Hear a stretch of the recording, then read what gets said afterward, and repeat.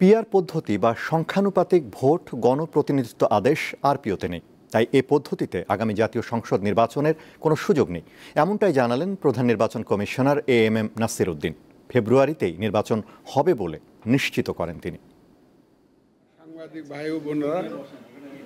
বৃহস্পতিবার রাজধানীর আগারগাঁও নির্বাচন ভবনে ত্রয়োদশ জাতীয় সংসদ নির্বাচনের সার্বিক প্রস্তুতি নিয়ে গণমাধ্যমের সাথে কথা বলেন প্রধান নির্বাচন কমিশনার এএমএম নাসির উদ্দিন। সবার জন্য সমান সুযোগ নিশ্চিত করে 2026 সালের ফেব্রুয়ারির প্রথমার্ধে কমিশন একটি ঐতিহাসিক নির্বাচন করতে চায় বলে জানান তিনি। ফেব্রুয়ারি মাসে প্রথমার্ধে নির্বাচন করার জন্য যা যা প্রস্তুতি নেওয়া দরকার আমরা জোরে সোরে নিচ্ছি এবং আমাদের মাননীয় প্রধান উপদেষ্টা এখন নিউ ইয়র্কে আছেন, আপনি দেখতেছেন যে যার সাথে দেখা করছেন তাকেই বলছেন যে আমি ফেব্রুয়ারিতে নির্বাচন হবে, আমি গণতান্ত্রিক পন্থায় ক্ষমতা হস্তান্তর করতে চাই এবং একটা সুন্দর নির্বাচন, ঐতিহাসিক নির্বাচন দিতে চাই এবং ওনার ওই কথাগুলোকে বাস্তবায়ন করার জন্যেই আমরা কিন্তু কাজ করছি। একটা লেভেল প্লেয়িং ফিল্ড যাতে হয়, সবাই যাতে সুন্দরভাবে খেলতে পারে সেই ব্যবস্থাটা করে দেওয়া, সেটা আমরা ইনশাল্লাহ করে দেবো এবং সর্বশক্তি নিয়োগ করব।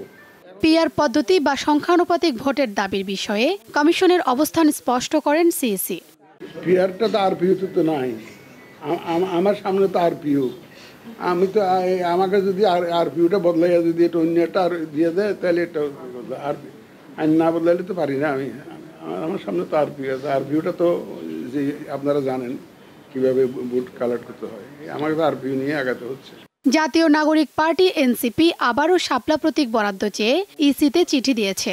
এ নিয়ে দলটির নেতাদের কঠোর অবস্থানের বিষয়ে কথা বলেন তিনি। রাজনীতিবিদরা অনেক কথা বলেন, এটা ওনাদের বলার অধিকার আছে,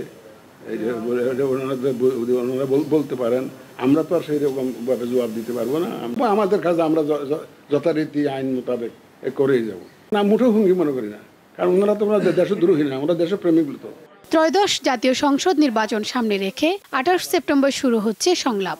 এতে জাতীয় পার্টি আমন্ত্রণ পাবে কিনা তা এখনই নিশ্চিত করেননি সিইসি। সময় আসুক, তখন আপনারা দেখবেন। সময় আসুক।